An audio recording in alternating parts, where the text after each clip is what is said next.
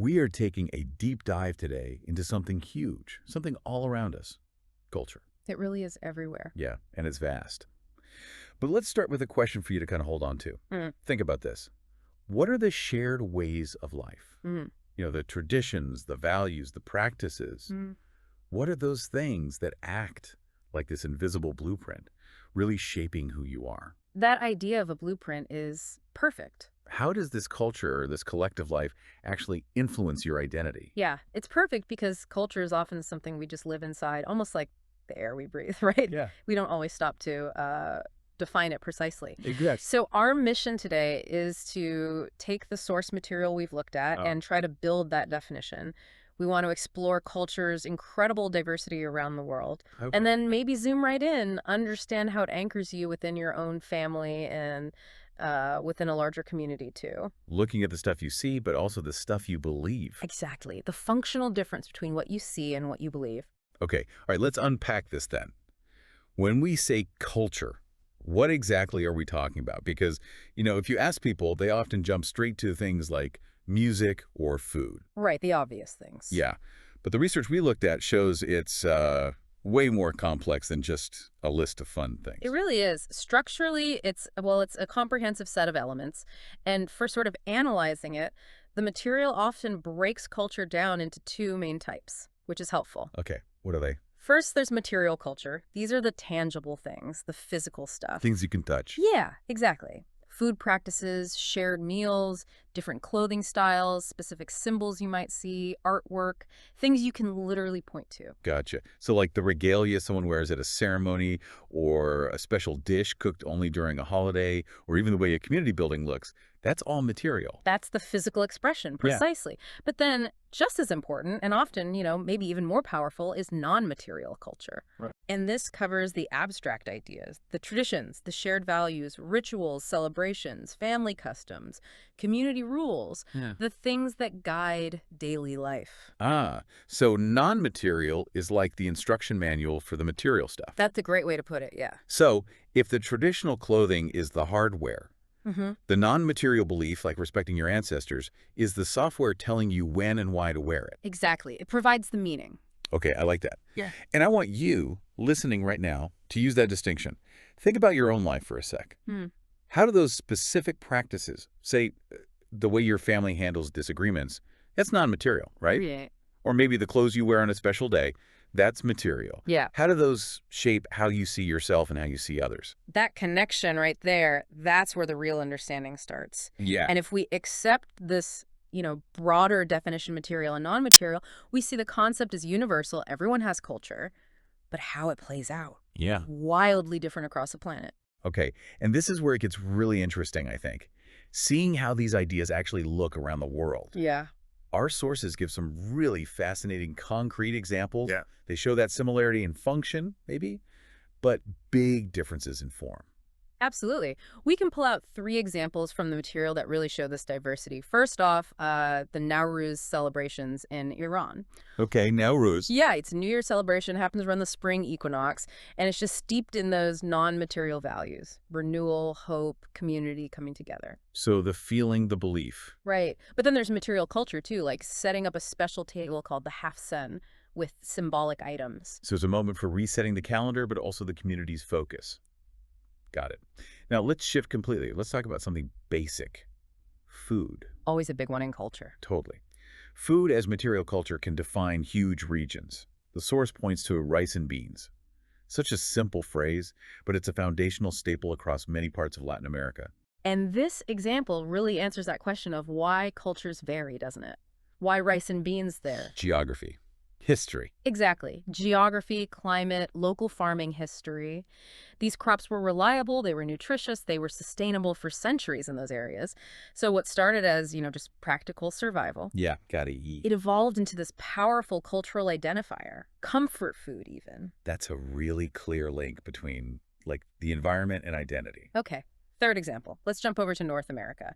The sources talk about wearing traditional regalia at indigenous gatherings in Canada. Right, and this is such a profound example of material culture. The clothing itself. Yes, but You absolutely need the non-material context here, that Yeah. regalia. It's not just an outfit, not at all. It means something more. So much more. It symbolizes identity, history, connection to the land, Hmm. connection to specific communities, and crucially, especially given the history of colonization. The act of wearing that regalia today is often an act of resilience. It's about reclaiming identity, demanding respect, asserting sovereignty for that community. It's a physical link to deep, deep heritage. That depth is so important. It makes me wonder, though, based on the research, if culture adapts like that, reflecting geography and history, Hmm. how do we tell the difference between a really deep tradition and just like a modern trend? Is there a timeline? That's a really good question, a sophisticated one. The sources seem to suggest that real, genuine culture has staying power, persistence, and shared meaning across generations. Okay. A modern trend, often temporary, and might not have that fundamental social job, like meeting core human needs, belonging, marking time, feeding people. Uh-huh. So going back to your blueprint idea, maybe a trend is like a sticky note you put on the blueprint, Oh, okay. but culture is carved right into the foundation I stones. like that.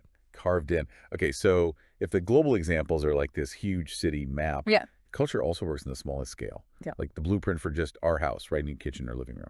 Absolutely. Every single family reflects culture, often without even thinking about it or needing a fancy name for it. It's just how things are done. Exactly. Yeah. And that family context, that's often the most critical place where culture gets passed down. You see it in shared meals, not just what you eat, but maybe how you eat it. Like maybe everyone has to wait until grandma sits down before starting. Perfect example. Or specific prayer times, or storytelling traditions, stories just told verbally, generation after generation. Think about the kind of music or art that's always playing or hanging up in your own home. Yeah. And probably the most obvious one, but it's so potent, is preparing specific foods during holidays. Oh, definitely. You smell a certain spice and boom, you're instantly reminded of like winter holidays with your family. That smell is a powerful cultural trigger It absolutely is. And this is exactly where your personal identity starts to really form. Culture gives you that strong foundational sense of belonging. because it's shared. It's shared reference points. It influences your language. Maybe you speak a family language at home. It shapes your behavior, your core values.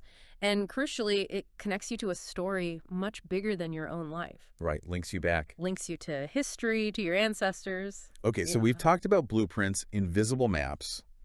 Let's make this really explicit for you listening right now. We know culture gives belonging. Think about the people you live with. Hmm. What specific tradition in your family connects you to a larger community? Maybe that's your neighborhood, a religious group, maybe even a group of ancestors you feel connected to. Yeah. Was that link? And then what's one precise way your culture influences how you act or speak or even think? It's actually a really useful exercise just for self-awareness. It really is. And once you've sort of identified those key bits of your own cultural story, the next step, according to the materials we looked at, is figuring out how to share it, how to represent it, Ah, okay. Yeah. So moving it from just being inside you. to being something you communicate to others. Yeah, right. Okay. Yeah. Let's look at how we can do that practically. The sources mention this kind of reflective sharing activity. Mm. And sharing these things, tangible or not, seems really powerful for everyone involved. It does. The sources suggest bringing or maybe creating something tangible to help express it, like a cultural show and tell. Oh, cool. Like what? Well, it could be an object from home, maybe a craft someone made or an item of clothing. It could be a drawing or some artwork you made that captures a memory. A family photo. Definitely. Or even a family recipe, maybe a piece of music or song lyrics that really capture a feeling or a tradition for you. Think about the weight something like a recipe holds, though. It's not just, add 2 cups of flour. Not at all. It's a whole story of resources. What was available, maybe the history of migration or settlement that brought those ingredients together in your family's kitchen. That recipe is like a key, isn't it? A powerful key to unlocking a unique story. Absolutely. And this idea of preparing something leads right into the reflective part, the writing task suggested in the materials. I hope that's that. It asks you to complete a really simple, but actually quite profound sentence. Culture influences me because... Blank to fill in forces you to be specific. Exactly. You have to get past just saying culture is important or culture is good. You need to find the core impact. Right, like the example the source gave.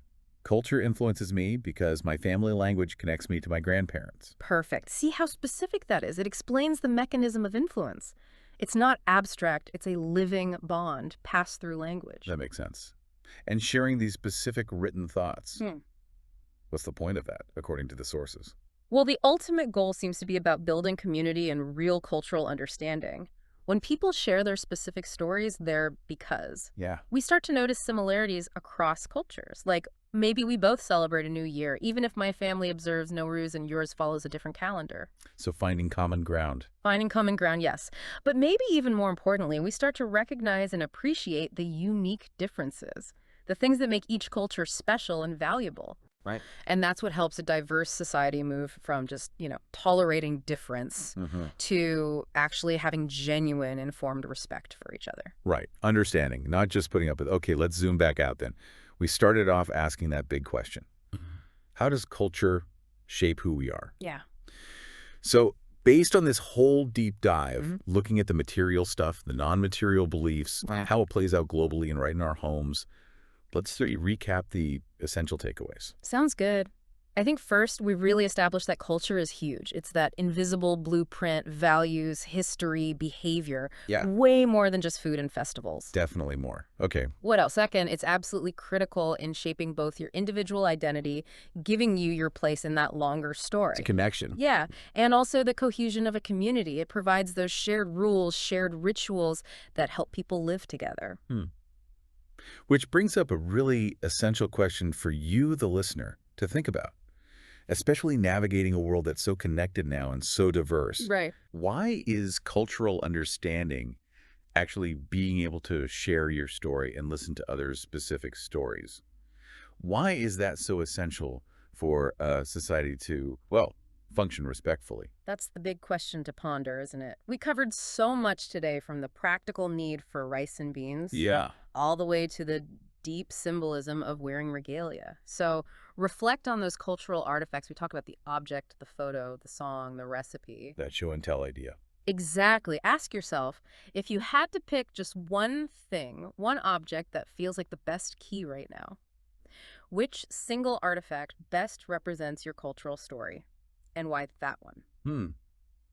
That's a powerful thing to mull over. Maybe even something to share with someone in your own community today. Definitely worth thinking about. Well, this has been a really insightful journey today. Thanks for guiding us through all that material. My pleasure. It's fascinating stuff. It really is. We'll catch you on the next Deep Dive.